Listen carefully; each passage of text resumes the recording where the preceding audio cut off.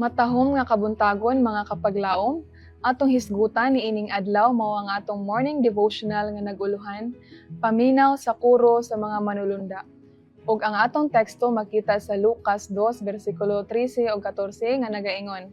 Og sa kalit diha sa uban sa manunulunda ang usa ka langitnong panon nga nanagdalayig sa Dios ug nanag-ingon, himaya sa Dios sa kalangitan ug sa yuta panagdait sa mga tawo nga iyang gikahimutan.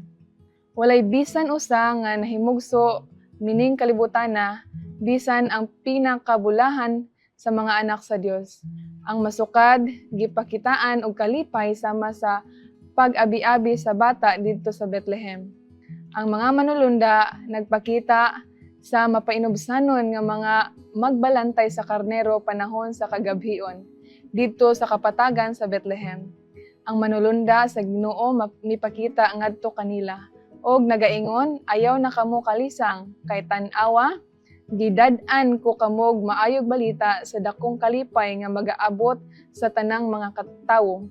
Kay alang kaninyo na tawo karon sa lungsod ni David ang manluluwas nga mao si Kristo nga Ginoo.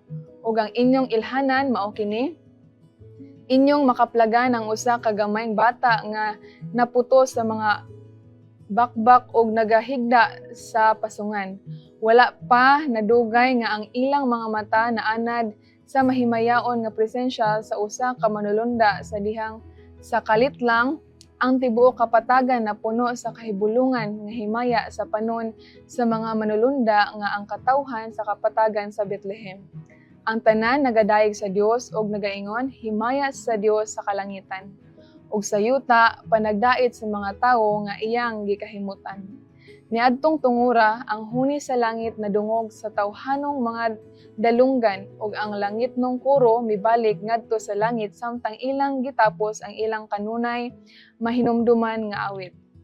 Ang kahayag sa hinay-hinay nawala apan nagpabilin didto sa mga kasing-kasing sa mga magbalantay ug karnero ang pinakahayag nga hulagway nga masukad nakita sa tawhanong mata ug ang bulahan nga saad ug kasiguruduhan sa pag-abot sa atong kalibutan sa manluluwas sa katawhan.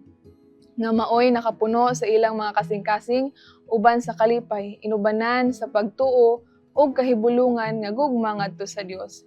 Hinaot unta nga karon ang tawhanong pamilya makaila ni ana nga alawiton.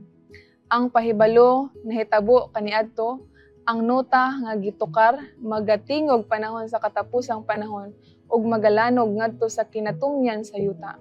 Sa dihang ang adlaw sa pagkamatarong moabot uban ang pagkamaayo diha sa iyang mga pako. Kana nga alawiton pag-aawiton pag-usab sa mga tingog sa dako nga panon sama sa tingog sa daghang mga tubig nagaingon, haleluya kay nagahari ang Ginoo nga atong Dios ug magagahom sa tanan. Magampo ta mga kapaglaom. Dalaygon ka Ginoo sa walay katapusan tungod sa imong pagkamaayo. Daghan kay salamat Ginoong Dios sa imong pagpakamatay dito sa Kalbaryo sa krus.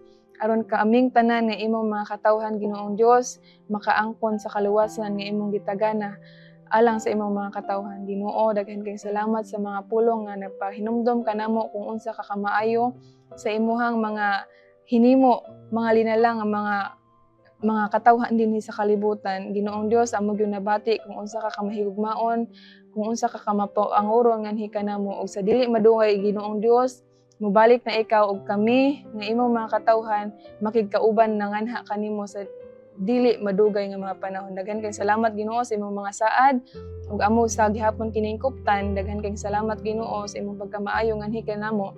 Kining tanan amo isalig itugyan o ginapasalamatan sa ngalan sa among personal nga manluluwas. Amen.